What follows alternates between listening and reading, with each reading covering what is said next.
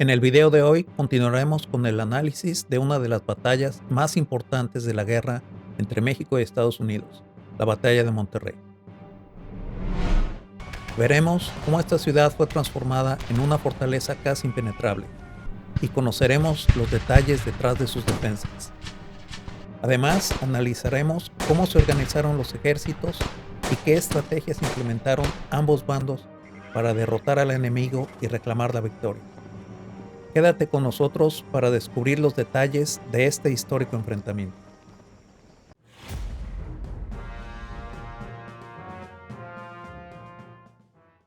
En la segunda parte de esta serie discutimos el avance del ejército estadounidense hacia la ciudad de Monterrey y los esfuerzos de México por fortificar la ciudad.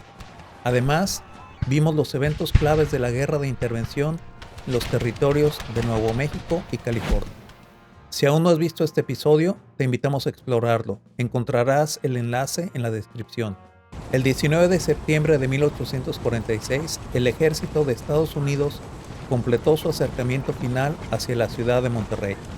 Esa mañana establecieron su campamento a 6 kilómetros al noreste de la ciudad, en el bosque de Santo Domingo. Esta zona también era conocida como el Nogalar. Después de observar las defensas de Monterrey, el general Zachary Taylor, comandante del ejército invasor, se dio cuenta que tenía una difícil prueba para sus hombres, y de inmediato empezó a desarrollar su estrategia.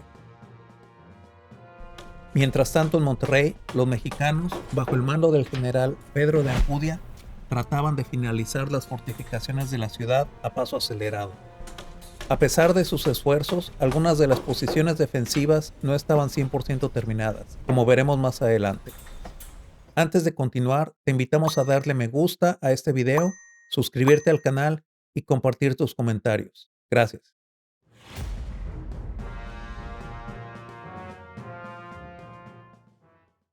Vamos a empezar por examinar las principales posiciones defensivas mexicanas en la ciudad de Monterrey, lo que nos ayudará a entender más adelante el desarrollo de la batalla.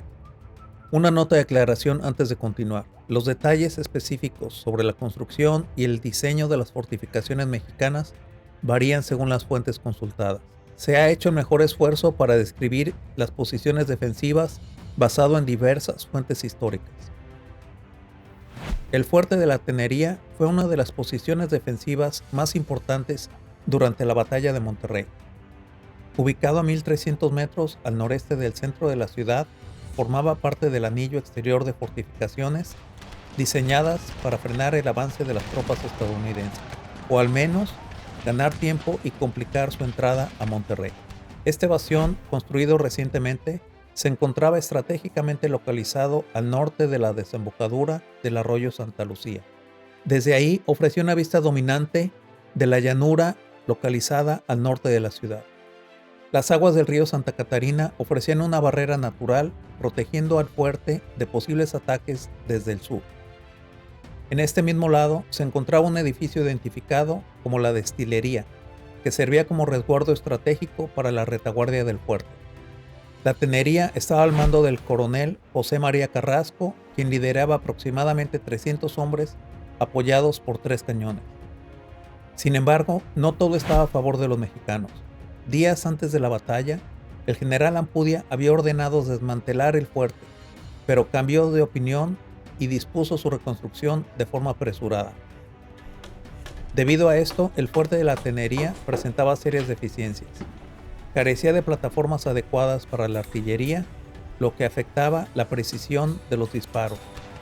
Además, el foso defensivo permanecía inconcluso, dejando vulnerable la posición frente al avance enemigo.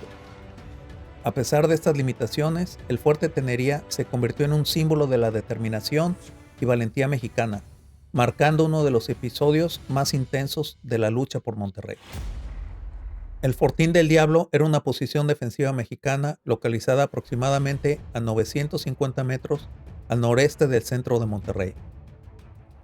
Estaba ubicado en una elevación al sur del arroyo Santa Lucía. Este fortín protegía los accesos por el lado este de la ciudad. Aunque más pequeño que el fuerte Tenería, el Fortín del Diablo se encontraba en una posición más elevada, lo que otorgaba a su guarnición una vista clara del noreste de Monterrey.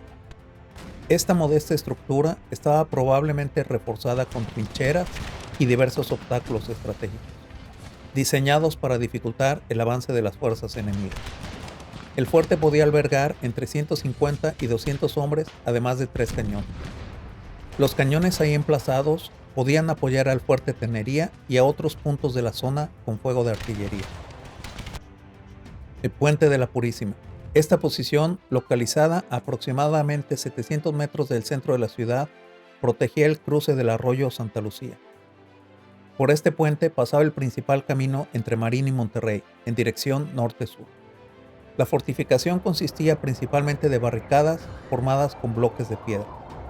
Se estima que el Puente de la Purísima estaba defendido por una fuerza de entre 400 y 500 hombres y de 2 a 4 cañones, bajo el mando del general Francisco Mejía. En este mismo sector, 2 obras defensivas más pequeñas en forma de flecha fueron levantadas en el lado sur del arroyo Santa Lucía, entre el Puente de la Purísima y el Fuerte Tenería. Su objetivo era evitar que los hombres de Taylor cruzaran el arroyo en el espacio entre ambas fortificaciones. La Ciudadela o el Fuerte Negro. A principios del verano de 1846, cuando el general Mejía estaba al mando de la plaza, ordenó la construcción de una posición defensiva estratégica al norte de la ciudad. Esta fortificación, conocida por los mexicanos como la Ciudadela y por los estadounidenses como el Fuerte Negro, jugó un papel clave en las defensas de la ciudad. La Ciudadela se construyó alrededor de un antiguo templo abandonado, aproximadamente a unos 1.6 kilómetros del centro de Monterrey.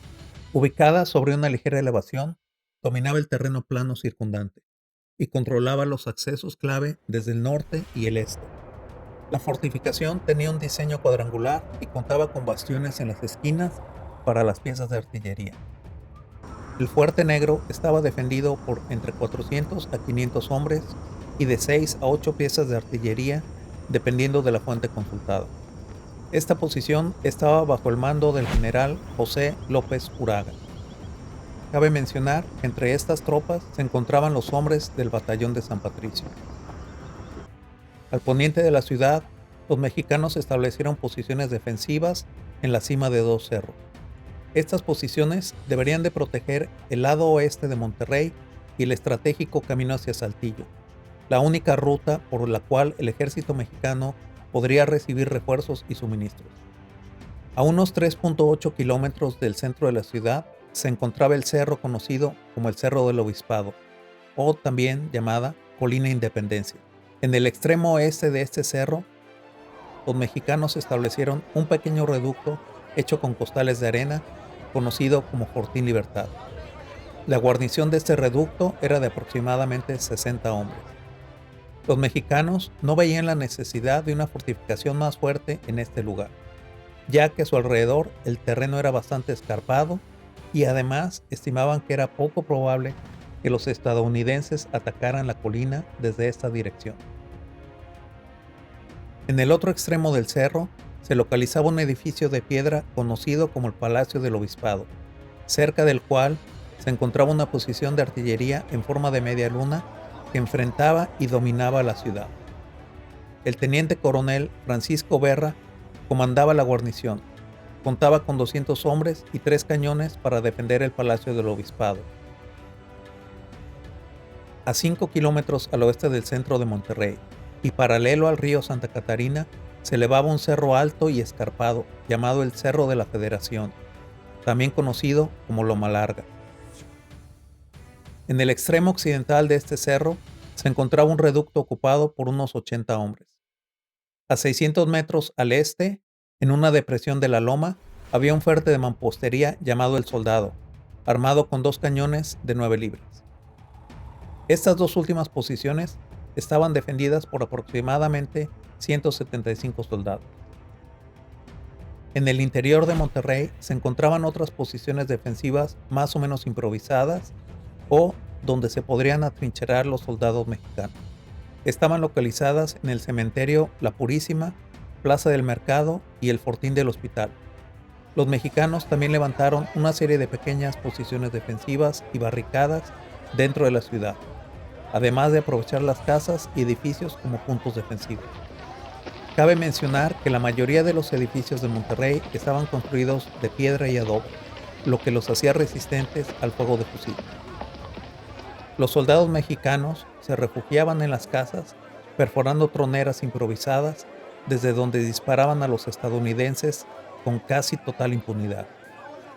Además, aprovechaban las azoteas para hostigar al enemigo, contando con la protección relativa de las alturas.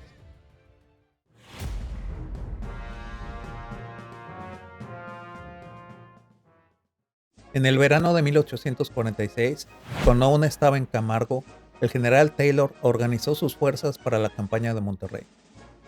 El ejército de ocupación, después de haber sido reforzado, fue dividido en 4 divisiones. 2 de estas divisiones estaban compuestas principalmente por tropas regulares y las otras 2 por voluntarios. Para el ataque a Monterrey, Taylor avanzó con 3 de sus divisiones. La segunda división de voluntarios permaneció en el pueblo de Camargo.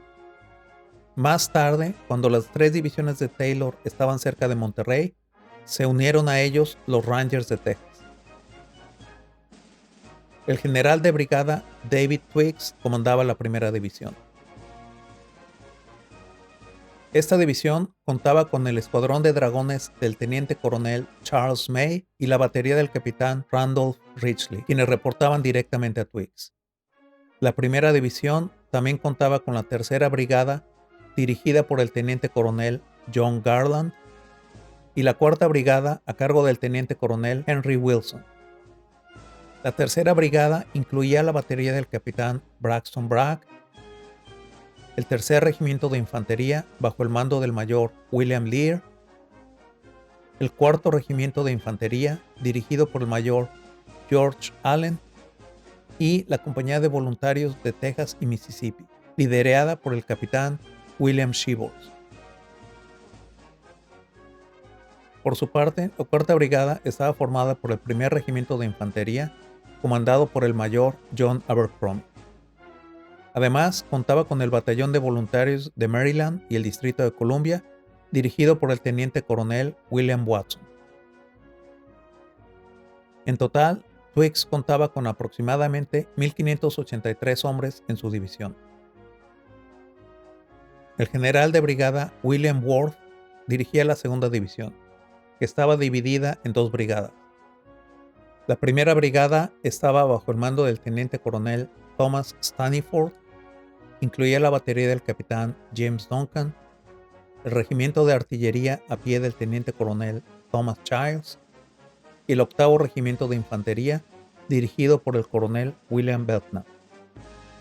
La segunda brigada, comandada por el coronel Percy Ford Smith, consistía en la batería del teniente William McCall, el quinto regimiento de infantería liderado por el mayor Martin Scott y el séptimo de infantería bajo el mando del capitán Dixon Miles.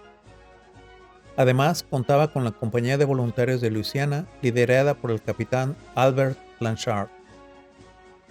La segunda división estaba formada por aproximadamente 1,651 hombres. El mayor general William Butler lideraba la tercera división, conocida como la División de Voluntarios. Esta contaba con 2 brigadas.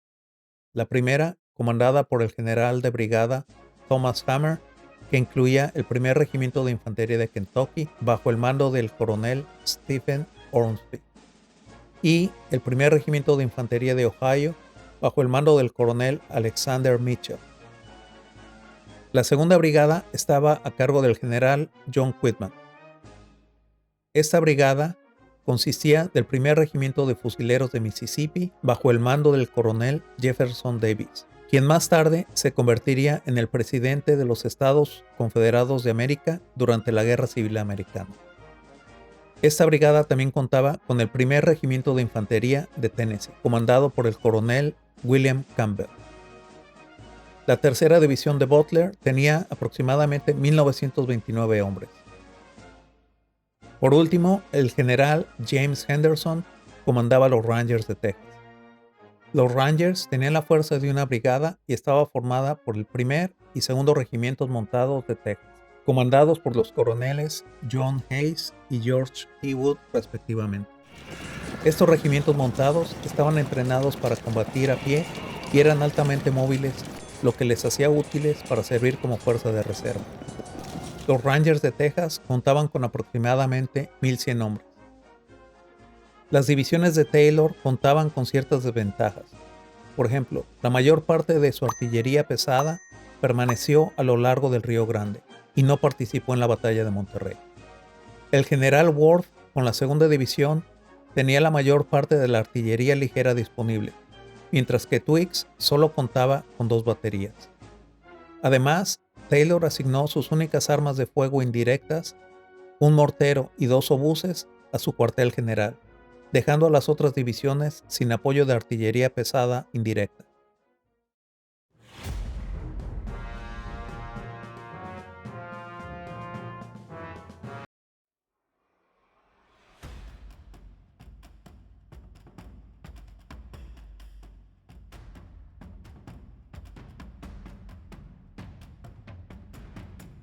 El general Pedro de Ampudia organizó su mezcla de fuerzas regulares e irregulares en 4 brigadas de infantería. Estaban reforzadas con varios destacamentos de caballería y diversas unidades de irregulares. La primera brigada incluía los regimientos de infantería ligera tercero y cuarto, así como la milicia activa de Aguascalientes. La segunda brigada estaba compuesta por el segundo regimiento de infantería ligera, los regimientos de infantería de línea sexto, octavo y décimo y la milicia activa de Querétaro. Por su parte, la tercera brigada estaba formada por los regimientos de infantería de línea tercero y cuarto y la milicia activa de México. La cuarta brigada incluía el primer regimiento de infantería de línea y las milicias activas de Morelia y San Luis Potosí. El general citó la mayoría de sus unidades regulares en las fortificaciones fuera de la ciudad y en los puntos estratégicos dentro de sus límites. Las restantes fuerzas regulares, junto con la mayoría de los irregulares, se alojaron en casas dentro de la ciudad para que pudieran tomar rápidamente posiciones en los techos y oponerse a cualquier avance estadounidense. Ampudia mantuvo a su caballería mayormente en las afueras de la ciudad como reserva móvil. A pesar de la apariencia formidable de las defensas de la ciudad, un reconocimiento liderado por el ingeniero en jefe de Taylor, el mayor Joseph Mansfield, identificó 3 debilidades en las defensas de la ciudad.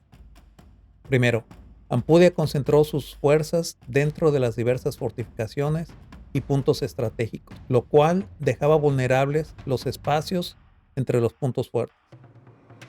Segundo, la reserva de infantería mexicana era incapaz de proteger las áreas entre las construcciones defensivas o de enviar refuerzos rápidamente a los fuertes que estuvieran bajo ataque. Y tercero, aunque Ampudia contaba con destacamentos de caballería, los jinetes mexicanos no estaban entrenados ni equipados para luchar a pie, lo que los hacía eficaces en el combate urbano.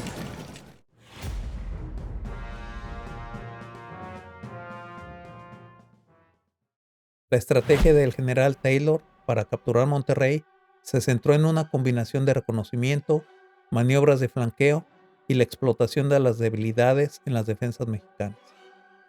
A continuación, un resumen de su enfoque. Como se mencionó anteriormente, el ingeniero en jefe de Taylor, Joseph Mansfield, llevó a cabo un detallado reconocimiento de las defensas de Monterrey.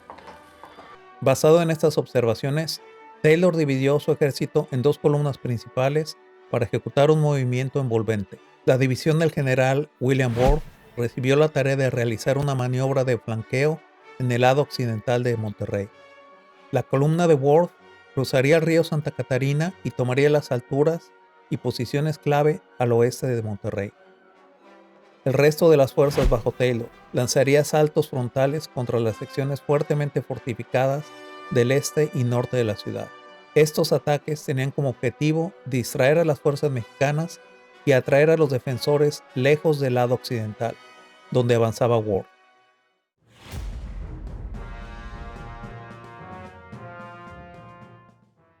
La estrategia del general Pedro de Ampudia para defender Monterrey durante la batalla se centraría en aprovechar las defensas naturales junto con la combinación de fortificaciones y tácticas de guerra urbana.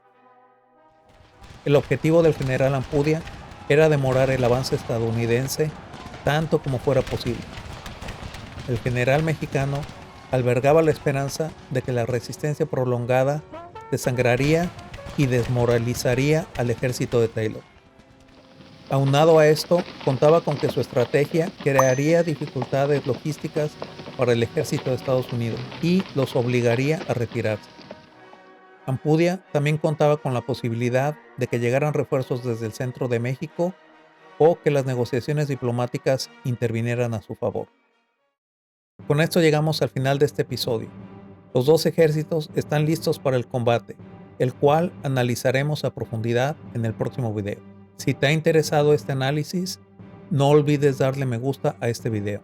Además, puedes suscribirte y activar la campana para estar al tanto de nuestros próximos episodios. Gracias por tu apoyo. Hasta luego.